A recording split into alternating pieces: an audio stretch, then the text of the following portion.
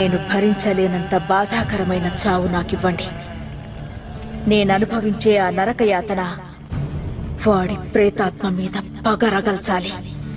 ఎంత దీక్ష పూనినావమ్మా, గుండెలో నిప్పులే నింపినావమ్మా.